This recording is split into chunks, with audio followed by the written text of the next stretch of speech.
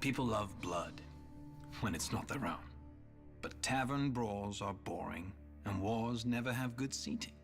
Thus, the famed fighting pits of Meereen opened shortly after the city's own founding. And I heard that originally the combats were a blood sacrifice to the gods of Geese, the empire that founded Meereen. Some still believe they are, but the Ghiskari Empire died a long time ago and their gods went with them.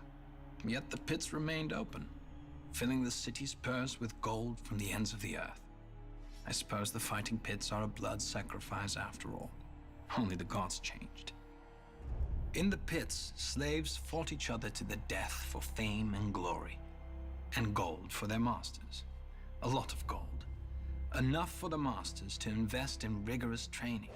Slaves were taught to fight like Dothraki screamers, bearded priests of Norvos, iron-born reavers, Westerosi knights, Kohoric hunters, and Lysine pirates.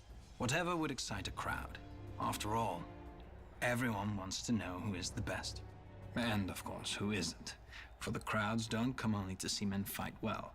I've seen the masters release tigers, lions, and other exotic beasts into the arena to chase less costly slaves, barely trained, if at all.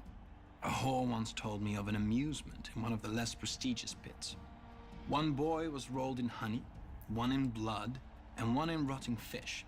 And then a bear was unleashed, and the crowd wagered on which boy the bear would eat first. I never heard who won. But then again, it was obvious. The masters. Did such stories worry me? Of course not. I could fight, and for a good fighter, life was luxurious. Thousands of people chanted his name when he stepped into the pits. He would eat the choicest meats, drink the finest wines, and sleep on exotic furs. Often not alone. Women would fling themselves at him or sneak into his chambers to wait for him after a fight.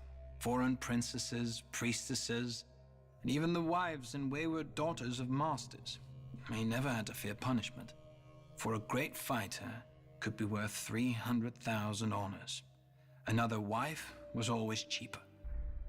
And when this renowned fighter finally fell, for all fighters will in time, his name would be inscribed onto the gates of fate among the other valiant dead. I remember once trying to count the names, but the gates opened before I finished, and another fight began.